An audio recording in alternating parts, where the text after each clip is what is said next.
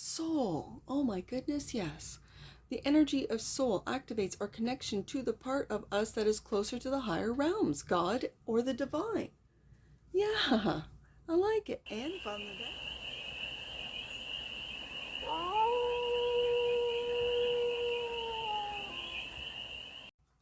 Hey there, sweet souls. How are you?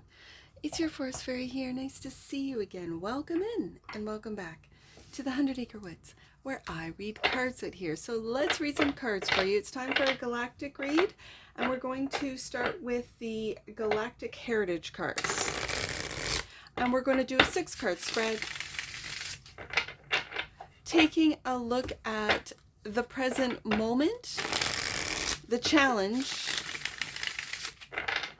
the opportunity, the energy, the goal, and the outcome. And then we're going to clarify with what I just call my vintage robot deck for more messages, more information, and more clarity on this read. And it's a timeless read, sweet souls. So when it finds you, it was meant to. And it's general. So take it resonates and leave the rest. And it's for everyone. I'm just going to say now, everyone in all the collectives, because this is a galactic read. So for all I know, there's galactic beings watching this as we speak. So it's for everyone. It's for all beings all over the universe. I kind of like that. So let's get to it. What's the present moment for all my sweet souls and all the beings in the universe? Masculine principle, like to see it. Okay. Masculine principle, the Lyra, past. Okay. The challenge is solar consciousness. Okay. The opportunity. Oh, no, that's not it. It's funny because beyond wisdom was the opportunity, alone time. Do I take them both? I'm not going to. I'm going to say the opportunity is but I saw it first. I'm going to do this. The beyond wisdom, I'm going to take as the opportunity. And then the energy is alone time. No, but if I hadn't done that, what feels right? I think the beyond wisdom is the energy. And the opportunity is to take time alone. Okay, I got it. Okay. So that's the energy. The goal is seeking karmic balance. And the final card is the outcome. Arrogance. Interesting. We start with Lyra and we end with Lyra. And that's the present. So that's the past, masculine principle. And this is the present. Okay. Maybe that's why we need some alone time. So, bottom of the deck. And that which you might not see, sweet souls, leap of faith. Leap of faith. So, what I do in a galactic read is I read from the guidebook, because again, these are 108 cards in this oracle deck, and I do not know them all, and I am so fascinated and amazed at every single time I read with these cards.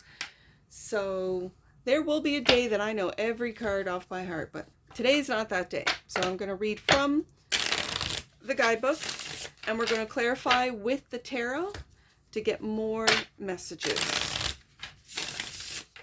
more information, and more clarity on this read. Because I read these cards and I feel like they're messages from the galactic family. So I'm just going to shuffle the tarot and we'll get to it. So clarify masculine principle. What's this masculine principle as the present moment? Are we moving, well, we are astrologically moving into, and we have already, air and fire elements, so, which are masculine elements. So, clarify the masculine principle for this spread. Right there. 10 of Lasers, which is the 10 of Swords. So something is ending, and I always see this as writing a new story. And Ooh, Ace of lasers, which is the Ace of Swords. So we have the Ten of Swords and the Ace of Swords. And do you notice I know it can kind of look a little disturbing, but I always see this as the laser going through or awakening the third eye. So let's read Masculine Principle. I'm just going to put the cards here and pull off the top of the deck as I normally would in a read. But let's look at Masculine Principle. The ancient Lyran civilization is often described as reflecting the masculine principle. As the civilization grew, it moved out into the galaxy, settling planets, sometimes engaging in war and seeking ways to perpetuate the species. They were the builders, protectors, and architects of a society. Both masculine and feminine principles exist within everyone. It is important that they remain in balance. This card asks you to work with your inner male energy.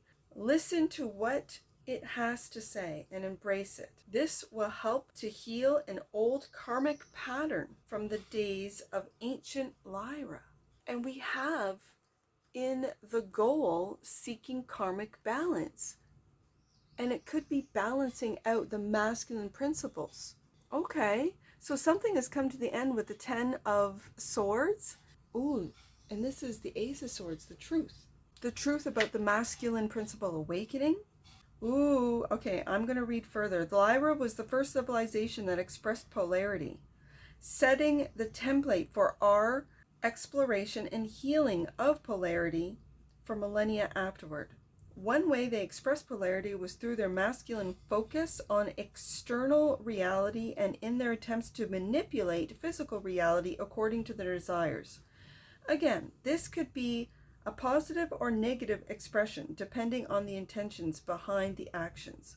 If you have this card in your reading, it is asking you to look at your inner and outer male-female balance.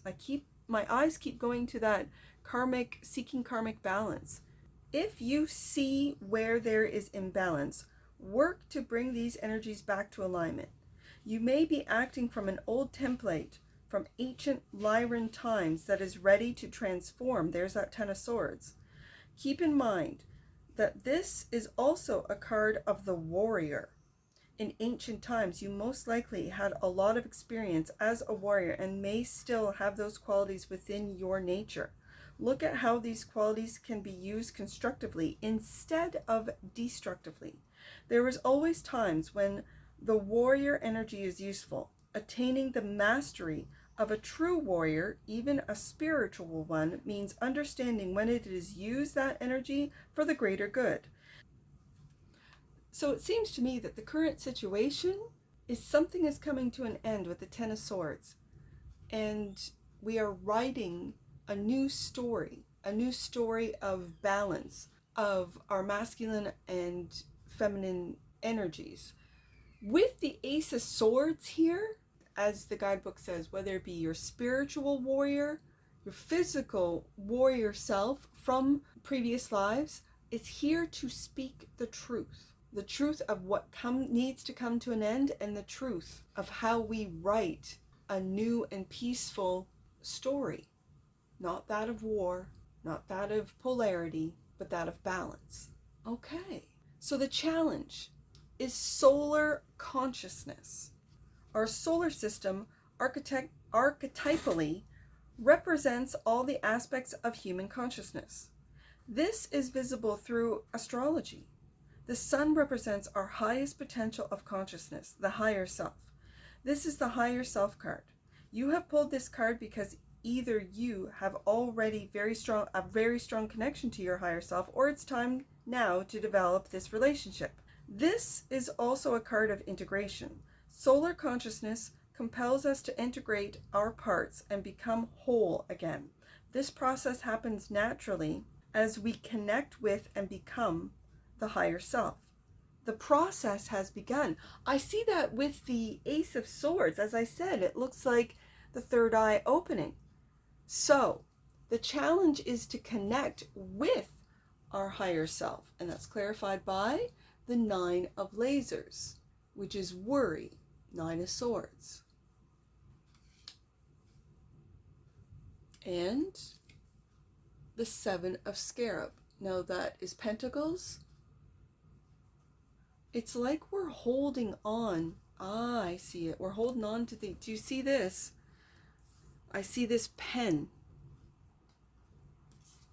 This pen right here, writing the new story. It feels like we're holding on to the old story. We're holding on to old ways of polarity, old ways of war, old ways of being. That's what we're holding on to.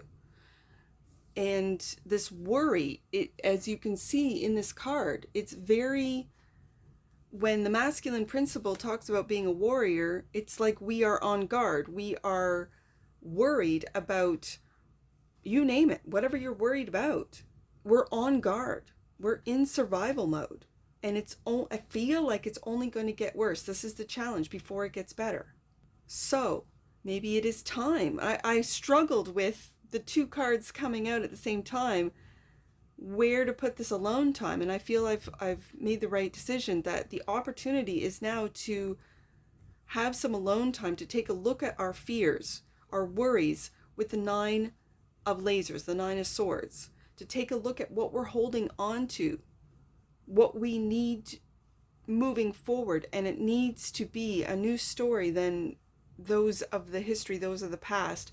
And as we awaken, as our third eyes open up, for some of us it could be very scary, very disturbing if we, let's say you're a clairaudient and you've never heard other voices in your head before, and so you might think that you're going crazy. What if you become and that's a clairaudient, a clairvoyant, where you start seeing things and you think you're hallucinating?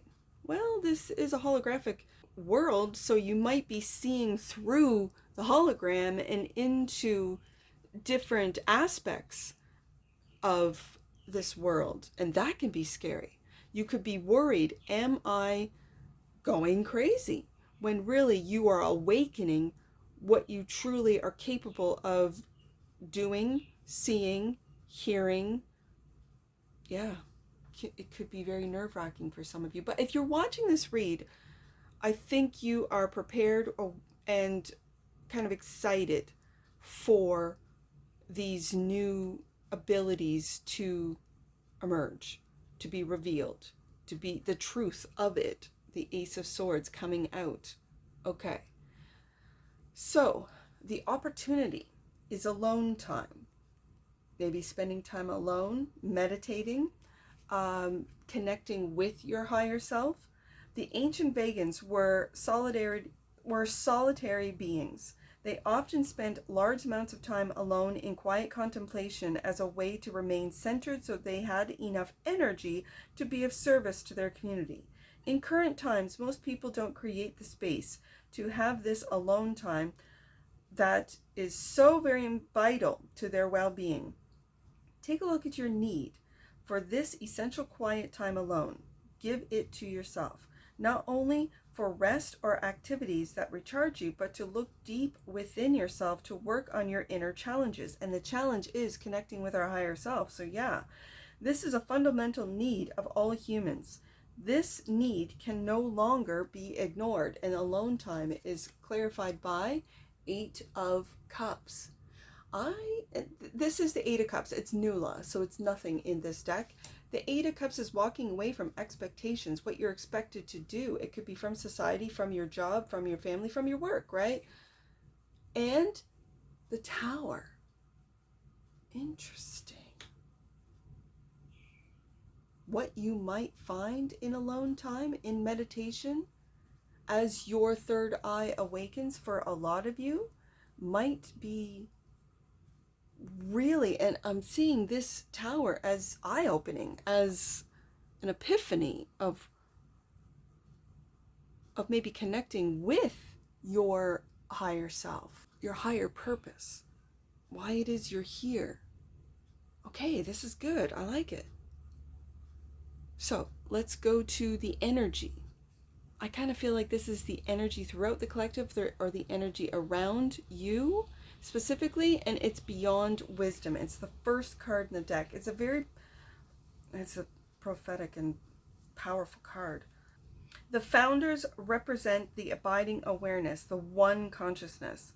That spans time and space. This consciousness is aware of its simultaneous existence as both the whole and its separate parts.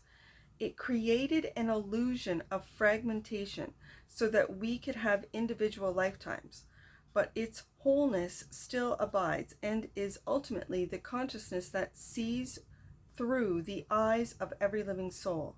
This is your true self. Some call it God. Because this card points you to your true nature, it is the most powerful card of this deck. It cuts through illusion and moves beyond wisdom. It is you. It's time to remember. And it's clarified by the Queen of Cups, or the Queen of Nula. This is really tapping into, and I'm going to put it right beside that Ace of Swords, tapping into your psychic ability, into your magic.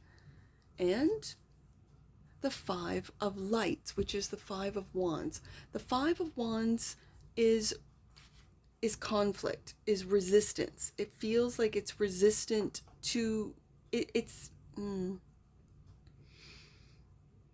like just imagine the controllers. I'm going to say the controllers. The beings on this earth, whether they are human, hybrids, or a combination, or what have you. There's lineage, right? There's families that have really been very predominant or powerful on this earth. You could do the history, the research as to who these individuals are. That's what I feel this Five of Lights is, which is the Five of Wands, the resistance for the everyday average person to really connect with their higher self, solar consciousness, with beyond wisdom, even beyond what it is that we know, that we understand, into one consciousness, into what some call God, the Creator, and to discover Queen of Cups, our psychic abilities. And it's right beside that Ace of Swords, which always seems to me to be the third eye opening up. One might say it's seeing the truth as well. Some might see it as going through the third eye or through the other eye. So you might be seeing your abilities, your psychic abilities, awakening as they awaken. You might be aware of it. That's kind of exciting. See, I'm not afraid of this kind of stuff. And probably because I have a wild imagination. And I imagine these things, and then I imagine how I would respond. And so it is. But not everyone is like that. So, the goal is seeking karmic balance. As a 4th to 5th density species in this era, Pleiadians are now experiencing a higher spiritual awakening. They recognize their past imbalances and have gained a sincere intention to balance karma by recognizing that all things happen for a reason and learning from their choices. This card encourages you to do the same. A Pleiadian guide is most likely assisting you with this. Take an honest look at your repeating challenges and know that karma is at work. These obstacles are gifts to help you move to the next level of your growth. Embrace them and open to the lessons they are teaching you. And seeking karmic balance is clarified by the Six of Lasers, the Six of Swords, moving away from worry, maybe moving away from these repeating patterns that you are starting to see. And that's the truth with the Ace of Swords there. And, I like to see it. This is the Queen of Lights, which is the Queen of Wands. I'm going to put her here because I think the Queen of Wands sees past the resistance of the five, or the conflict, or the opinions of others. When it comes to the Five of Wands, the Queen knows who she is. The Queen also is a very hard worker. So I see her looking right at that karmic balance, wanting to see patterns, wanting to move away from karmic cycles.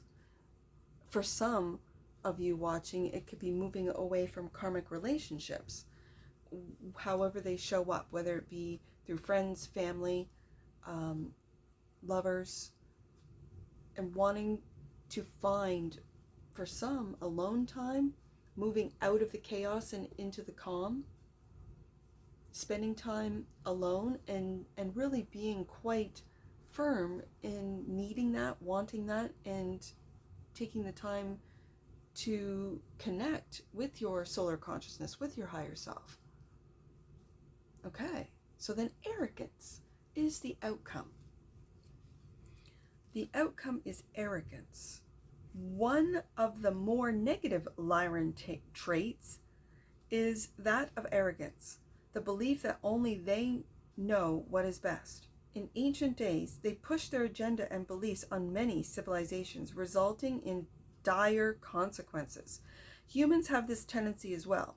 Often the intentions are good, but the outcome is not. Examine your own inner motivation for the things that you do. Is there a feeling of superiority? Conversely, is there a feeling of inferiority within you? This is an ancient pattern. Do not concern yourself with others' opinions or actions. Tend to your own garden, which leads to true inner peace. Well, I feel that that's what the Queen of Wands is doing, is really seeking out that karmic balance, is moving away with the Six of Swords from the chaos into the calm, moving away from worries and connecting to the solar consciousness, which is the higher self. So arrogance is clarified by, I like to see it, the Death card. Yeah, this is the death of the ego, death of arrogance, moving away from it, right, being right below the Six of Swords and the Five of Nula, which is the Five of Cups. Transforming your loss, disappointments, your sadness into power. It's really that transforming pain into power, transforming your arrogance into openness. And what you might not see is the leap of faith. I like this. The leap of faith.